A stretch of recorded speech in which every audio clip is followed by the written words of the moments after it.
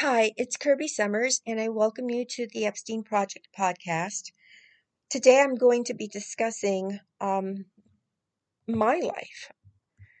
Yesterday, when I tweeted that I was going to be on Sean Atwood's show, I sort of, put out a question. Hey, what do you guys want me to talk about?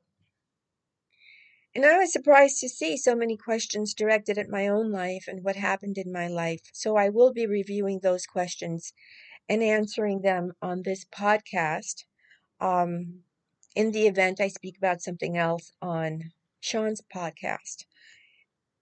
I want to thank you all for the kindness that you have shown me on Twitter, for supporting my work by purchasing my books. I'm always writing, and so I have a lot of books. My latest one is Ghislaine Maxwell, an unauthorized biography. And of course, the first one is my memoir, which took such a very long time to get out there because it was suppressed by my abuser. And throughout the course of this podcast, I'm only going to refer to him as my abuser. And so it's called The Billionaire's Woman, a Memoir. If you want to know what it's like behind the scenes and why I became involved in the Jeffrey Epstein case, I think that is, that gives you a good understanding of who I am, where I come from, what happened, what motivates me, and it sort of segues into the Epstein case because the characters intersect. All right. So my story. Okay. I was date raped at a time where the word and the phrase date rape was not even invented. I had gone to the movies with someone I knew, and when he walked me back to my apartment and I tried to say goodbye downstairs, he kind of continued to push me further inside, pushed me finally into the elevator, then pushed me into my apartment, pretty much taking the keys from me and opening my apartment. He then pushed me into my apartment. Now, I had just sort of moved in. My apartment was relatively empty. I had almost no furniture. And he then pushed me against the wall in the living room and he raped me. Um, he then, pulled up his pants and left. Well, that was unsettling enough, but then I missed my period and I discovered that I was pregnant. And while this was happening, I had been working for a publishing firm on 57th Street in New York City as an administrative assistant. They decided to move to Connecticut. And, I thought, okay, well, that's fine. I went there and I continued to work with them for a couple of weeks. But the commute to from New York City to Connecticut was a little extreme. And so I ended that because simultaneous to that, I was designing my own clothing and I had secured a woman, her name was Zora, in New Jersey who was making my outfits. I was taking them to local stores. I was taking them to wholesale operations in the 30s because at that time we had a vibrant garment district. And I was beginning to sell the things I made and carving out this life that I thought, oh my goodness, I'm chasing my dream. I'm becoming a fashion designer. Well, Zora became sick. She didn't tell me until it was too late that the rolls of fabric I had delivered to her were uncut, and that there was no inventory coming in. And so I didn't have a job. I was pregnant. I didn't have merchandise to take to the stores to fulfill my orders. And basically, that meant that I was out of business. So I don't have a job. I don't have a business. All my money is in fabric in somebody's factory. I have been raped, and an abortion costs $200. And so for $200, my life changed forever. To present day, my life has changed. I went to my ex-boyfriend, who I had been with for 5 years, and I explained to him what had happened, and that and he was a guy who had means. I explained to him what had happened, and he didn't believe me. He didn't believe I had been raped. He didn't believe that I didn't, quote, have sex with this guy because I wanted to, and so therefore he denied uh, he denied even lending me $200. And so I went to the only other person I could think of, who was my older sister. And it's very embarrassing to talk about this because, um, when you're betrayed, you expect the person that betrays you to be someone who's a stranger to you. In my case, my sister is 14 years older than I am, and I had always looked up to her as a second mother. Now, granted, my own mother, wasn't the best of mothers, but I looked up to my older sister. She was my second mother. I went to her. I basically said the same thing.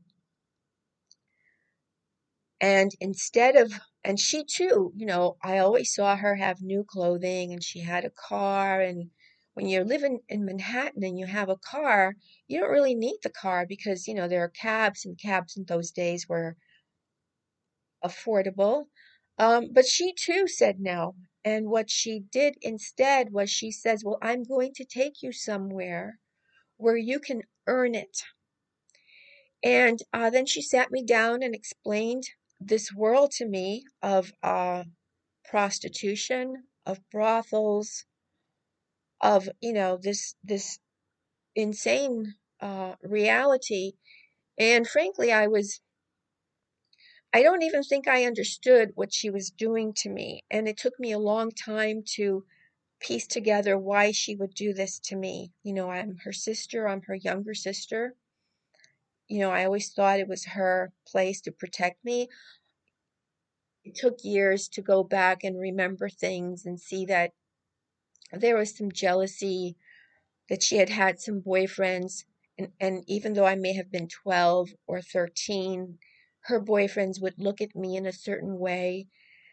And she blamed me for it. So I guess this was her way of payback. So she took me to this brothel. I think it was on 30th Street on Fifth Avenue. I don't recall, but I know it was 30. It was like the low 30s. It was pretty much a nondescript building. There was no doorman. And she introduced me to this man who, in my book, The Billionaire's Woman, I gave him the name of Warren. But he was a very preppy looking man. He looked like Johnny Carson. Um, and that's how it started. I became a trafficked person. The split with the what I'm going to call the house was 50%. And at that time, what they were charging was a ridiculous amount of money. So it was $100. The house kept $50. You got $50. And so I was like, oh my God. And then there were like three other women. And I really didn't even know what to do. She said to me as advice, when I was trying to figure out, how am I going to go from this? I mean, I I was really very sexually inexperienced. I'd only had sex with my boyfriends, and maybe at the time I'd only had sex with maybe three or four guys who had been my boyfriend, plus the guy who raped me. So she basically said, well, just make believe that you're having sex with your boyfriend. All right, well that was never true. That turned out not to be true. I ended up getting an abortion, but what happened during the course of that, and even like the first night, I write about the first night in my book, because I started writing my book in 1970, I'm sorry, 1996. 1996, I began writing my book. And so I finished it last year. It went through a lot of rewrites because it was a very challenging and very painful book to write. And plus, I had pushback from my abuser. So the first night, I remember waking up the next day, and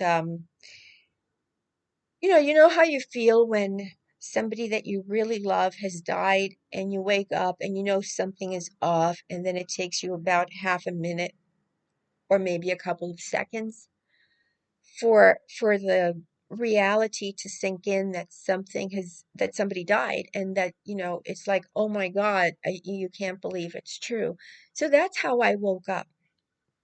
I woke up with this realization that, oh my God, what did I do, and what's happened? And it was horrible. It took a long time. It took many, many years before I could come to grips with even the first day and being in a place like that.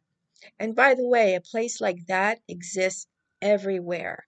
There are apartments in every major city, and I'm sure there are places in even small towns where, it's just businessmen, politicians, well-to-do attorneys who basically, from 9 to 5, they go in there and they're primarily married. A lot of them are very good looking. It was just shocking to me to think, wow, these guys are married, or these guys, they live, basically, they live a very double life. They would talk about their wives in a derogatory manner, even if they were married to the most beautiful woman. It was just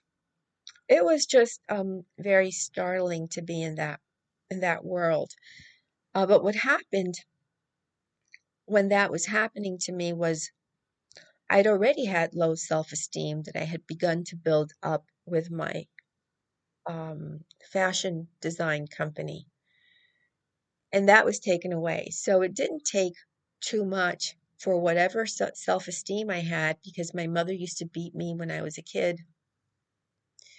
I kind of didn't even talk to people, because I just didn't feel I was anyone.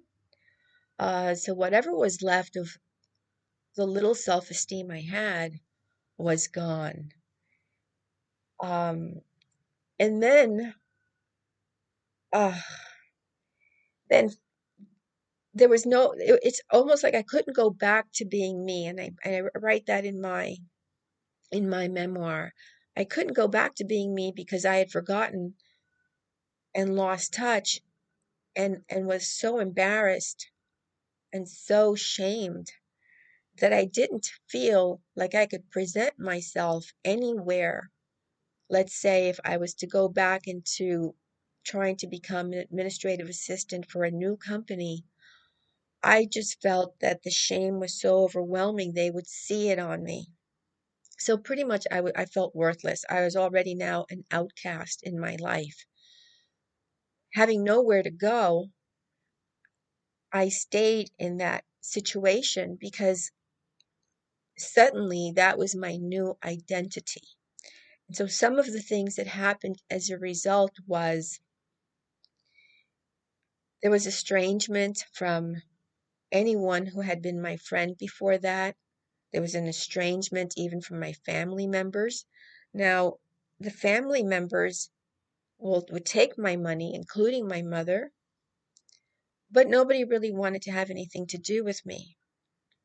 If I went to one of my sister's apartments to visit, perhaps, I haven't seen someone in a long time, I would be requested to leave because I wasn't good enough to be part of the family. And I wasn't. I wasn't good enough to be part of my family. I wasn't good enough to be part of my friends. Whatever friends I had were just interested in spending whatever little money I earned. Um, and then I met my abuser. And it came at a time where I was really had already started to just get phase myself out of this situation. I had met a guy. We started dating. I explained to him what was happening in my life. He was he was a broker. I forget what he was a broker of, but he did work on Wall Street. And he said, "You don't have to do this anymore. You can stop." And so I did. What I didn't realize was that this man who would take over my life until today had become obsessed. I had seen him in a professional capacity 3 times. He told me who he was. He was the son of, I can say this name, Meshulam Riklis. At the time, I didn't know who Meshulam Riklis was. At the time, I had already met famous movie stars, politicians, people connected to the White House. I'd already met people that I never thought I would meet. And so when he explained to me that he was very wealthy and that his father was very powerful and that he, was in love with me and he gave me gifts, I was not interested because I'd already, everybody had proposed marriage to me, right? So at this point, he was just one more person who was connected to a world that I wanted to forget. In any event, so I completely stop what I'm doing. My boyfriend and I start to live together. I I get myself a part-time job as an administrative assistant, but I also go back to school. I register as a student. I was an art history major at one time, and so I went back to college and I started taking courses. My boyfriend is working his 9 to 5, sometimes 9 to 7 job, and I'm studying for midterms in my apartment by myself in October when the doorbell starts to ring. And again, this is in my book, The Billionaire's Woman, a memoir. And whoever is ringing the doorbell is just ringing and ringing and ringing, and they have so it's almost like their finger is stuck to the buzzer. And by now, I'm already cautious in my life. I don't answer the door because I'm always concerned that it could be someone from my past finding me, although I'm living in an entirely different place. But I was always concerned, and so I never, answered the door. I took caution to answer the phone. I was cautious walking around, uh, being afraid and concerned that someone would recognize me. And so I didn't answer. I didn't answer, except that I needed to study because my exam was the next day and the person was not going away. So I was really upset. I went to the door, I went to the buzzer thing, and I was like, "Who is it?" And he answered, and I immediately panicked. I thought, "Oh my, it was him. It was Meshulam Riklis' son, who is my abuser." And so he told me who he was, and I was just stunned. I told him to go away. And I told him that, hey, just go away. But he wouldn't leave. And through the intercom, he kept insisting, hey, well, what he said to me first was odd and turned out to be true. He said, it's taken me, because it was 6 months after I disappeared from that world. Although I realized, later, in later years, that he even lied about this part. He said, "It's taken me 6 months to find you. I paid Captain, uh, I'm forgetting his name right now. I paid a captain." Now, the captain that he's talking about is a police captain who worked at the police department on the Upper East Side, which frankly is the same. It's for the people who live on Park Avenue and Fifth Avenue in the 70s and the 80s, and so that would include, if we're going to include Jeffrey Epstein, and how people are connected, that includes where ultimately Jeffrey Epstein would live, in the house that was purchased for him by Leslie Wexner. Um, and so that's a very prestigious police department. And he said that he had given the captain of that police department, oh, Dave, he called him Dave, Captain Dave, $150,000 to find me for him. And he said and he did. And then he pleaded with me, "Please see me, please see me. Please give me your phone number." Now, of course, he had my phone number. He had everything. He had everything. And so to make him disappear, I gave him my phone number. And in like, 90 seconds, there was a phone booth on the corner. He called me, and I answered the phone. And he again pleaded with me. I've done this. I miss you. Please agree to see me, have lunch with me. And again, so that I can get him to just go away, because I needed to study. I needed to get my test, be prepped for my test the following day. I agreed to meet him. I worked on 58th Street at the time, a block away from the plaza. His office was on 57th Street. It still is, a block away from the Plaza Hotel, which eventually his friend Donald Trump would buy. And he said, "Meet me at the Oak Room at the Plaza so that we can talk." And so I did. At lunch, as I was making my way across the street toward the Plaza Hotel, I saw him standing there, and he smiled as if, like I was a long lost friend. I followed him into the plaza. I followed him into the Oak Room. Now, what was interesting and what I'll never forget is the Oak Room is usually a place that's busy. There are other people there. There was no one there. There were two other men who walked in and sat immediately to his right. I was sitting to his left. And I thought even then, and I think even now, that it was an odd thing for them to do, to sit immediately to his left. Um, but, I tried to ignore him. Now, we were there supposedly to have lunch and to talk. He never ordered lunch. Basically, he turned around and he said, "I want you to see me exclusively." And I said to him, "The girl you met and the girl I am are two different persons, and I am not interested." So I stood up and I walked out of the Plaza Hotel, and I just went back to my office. I don't even remember if I had lunch that day. But that didn't stop him, because I would ride my bike through Central Park, and suddenly I started to see him on his bike. Now, this is a man who runs a hedge fund, theoretically for his family.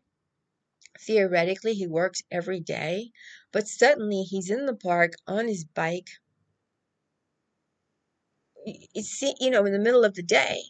And it took me a long time to figure out that, of course, he had spies on me, watching me and ringing him up and saying, "Hey, she's in the park." And so he would ride up beside me, and it was horrible, because I had a boyfriend.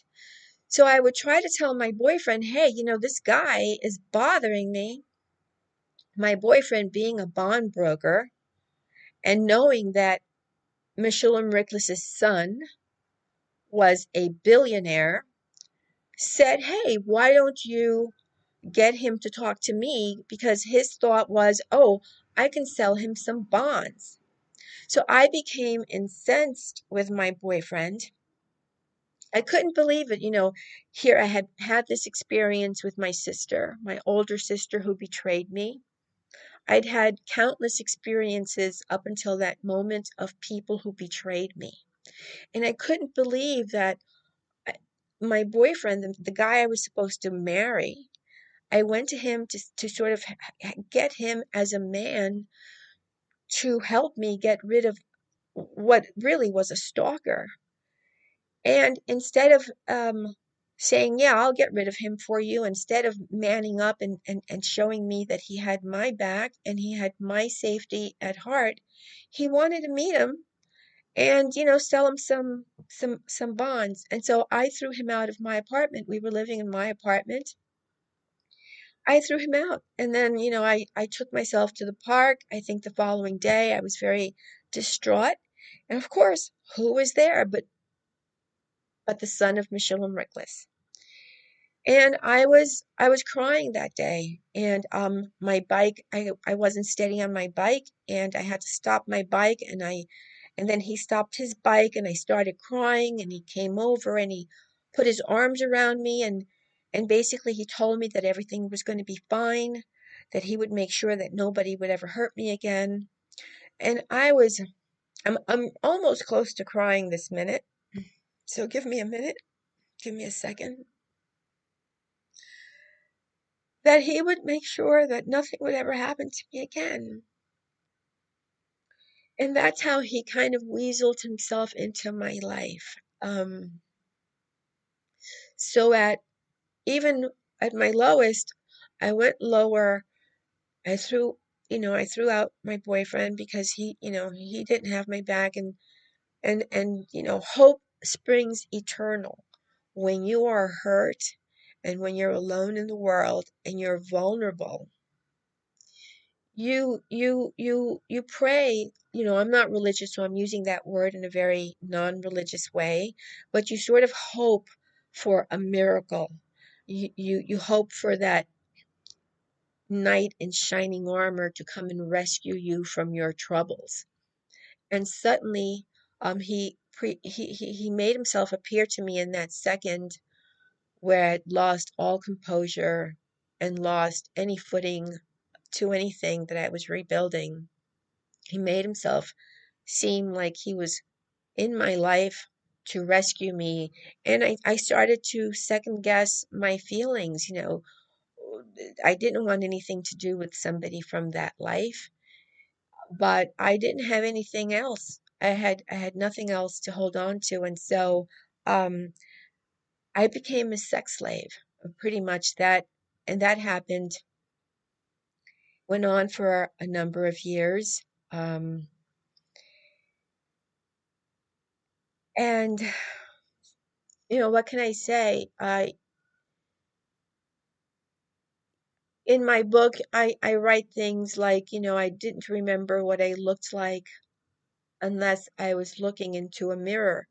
So I really had lost all kind of connection to being a person. I had to wear lingerie, a certain type of lingerie. In the case of my abuser, the brand that he selected for me was Legibee. And the reason he liked it was because it had the straps that were very close to the shoulders. He basically explained to me that, when we're outside, I should wear a certain suit so that if we ran into someone that he knew, he could introduce me as his banker and that no one would be the wiser. We traveled. There were times that his wife and two children were on the same plane. We would travel first class. There was this one time that we were all in first class, and I was in the middle row, and he and his family were to my left. And for me that felt, it was it was it was very uncomfortable. That was a trip that we took to San Francisco. While I was with him, was he would go off to Washington very often with his father. Um, the names Joe Biden were Joe Biden, Michael Milken, the Milken crowd, Leon Black, Leslie Wexner. All these names became names that were familiar to me because these were the people who were in his life. His father, Meshulam Riklis, sold learner stores. I was trying to remember the name of the stores to Leslie Wexner. And so the two worlds of Leslie Wexner being involved with Jeffrey Epstein and Leon Black from the Michael Milken days at Lehman, all of these names, they intersected. And so what I'm going to do now is I'm going to see if I can answer some of these questions. And of course, I'll continue this in another podcast. But I do want to get to some of the questions that some of you did ask me. So let's see. Patricia asked, I'm interested in your abuser, how your relationship ended, and the tools and people used to shut you up. Okay, so the relationship ended because somebody tried to kill me. And again, it took me a long time to figure out that somebody had been hired to kill me in 1991. And on the fifth day, I managed to escape. And again, I go into this in my book, The Billionaire's Woman, a memoir, and it's available on my website. And I ended up in Los Angeles where three of my friends were living. While I was there, I was still flying to New York to visit him. He would put me up at a hotel on 55th Street, the St. Regis. Every time I came to New York, that's where I would meet him. It was a block or two away. It was 2 blocks away from his office. That's where he would, and so he would give me cash to pay for it. So it's not like he was paying me money that I could keep. I actually was financially, I was struggling more financially when I became his sex slave than I was when I was selling myself as a trafficked person, because I needed to use the money that he gave me to pay for hotel bills, to pay for travel expenses, to buy the clothing that he wanted me to wear. And so I didn't have the ability to set aside money to sort of try to build a life outside of it. What did happen was that because I was not in New York City, pretty much at his beck and call almost every day. I mean, he would call me literally 10 to 20 times every single day for a number of years. Because I was 3,000 miles away, and I started to do things with the three friends that I had in Los Angeles, and I started to go out and I started to party and I started to do the things that I had not done because I was too busy doing something else.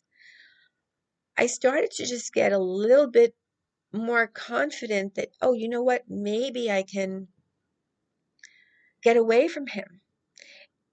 And they started to explain to me, you were set up. We believe it's him. There's no one who else would try to kill you. And so I started to listen to them and I started to look at this and look at him a little differently. And so finally, about a year and a half later, well, he came to Los Angeles to visit me, and by then, he had people spying on him. I mean, we just had so many spies going back and forth. People spying on me, people spying on him. In the beginning, I thought it was his wife. Later, I would discover it was much more ominous than just his wife. So the relationship ended in 1993 when I took a plane ride and came to New York and called him and said, "Hey." The calling part is a little bit more difficult because ultimately he was away on a trip, but I found him because we shared Paul, the travel agent who was inserted into my life. He's one of these people that was not a real person that I met in an organic way. He had been placed into my life, and he was again somebody um, who later I discovered, oh, he's not just my travel agent at a time where that's how we traveled. We used travel agents, but he was also Ira's travel agent. And so he told me where to find him. I called the hotel. Um, I still have the Verizon slip with the hotel and the time I called him and the number I called. I still have that to present day. And I explained to him, hey, the time has come. I want to leave. And he'd always said to me, one day, and I think it was just reverse psychology to make me feel like I wasn't beholden to him. He always said to me, when the time comes that you want to leave me, don't worry about your financial future because I'm going to make sure that you're taken care of for the rest of your life.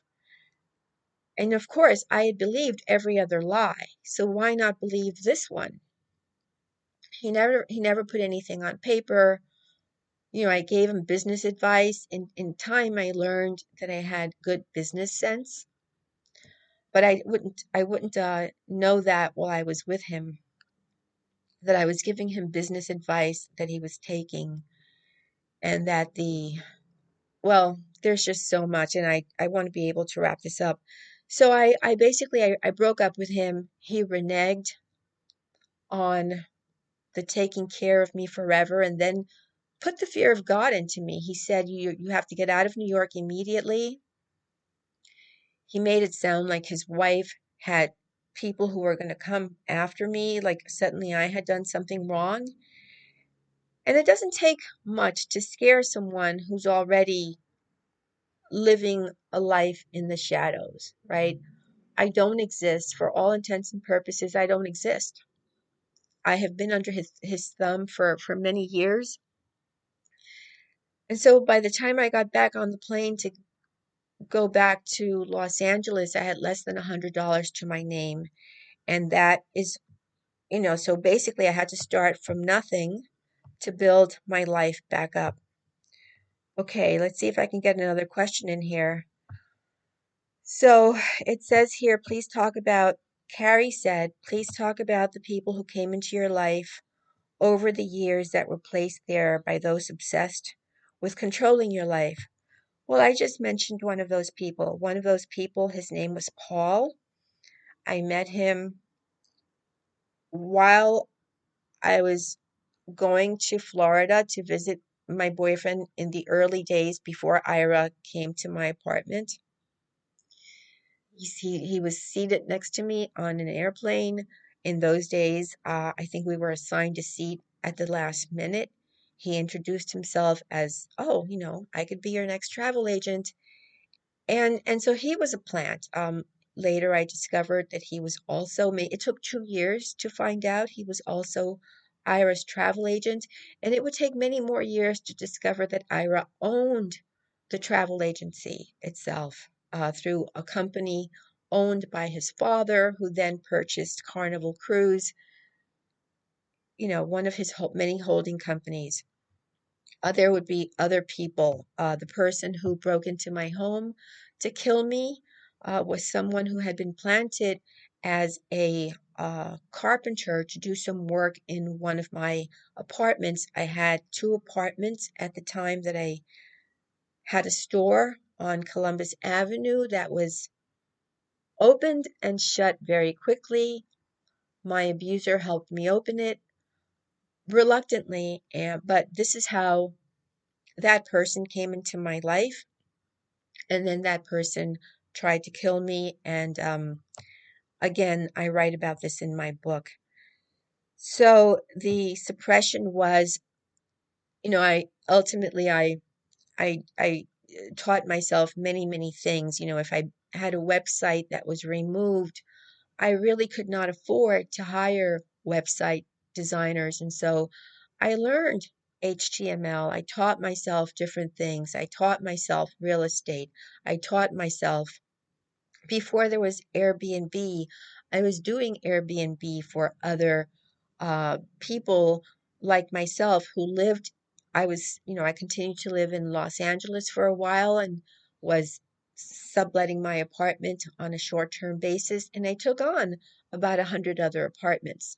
And I would put flyers on uh, sort of the bus stops, and I would take ads in the International Herald Tribune, and but I would get bad reviews on any review site, um, because he would try to just make anything I did disappear, including my relationships.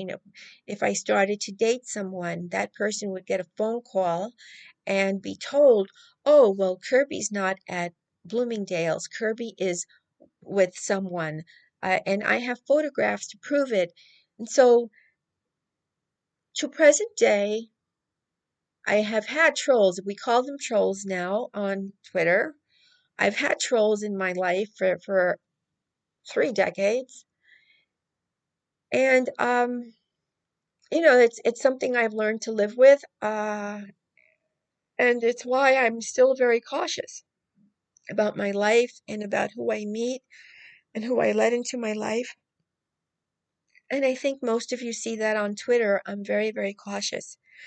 So, I'd love to hear if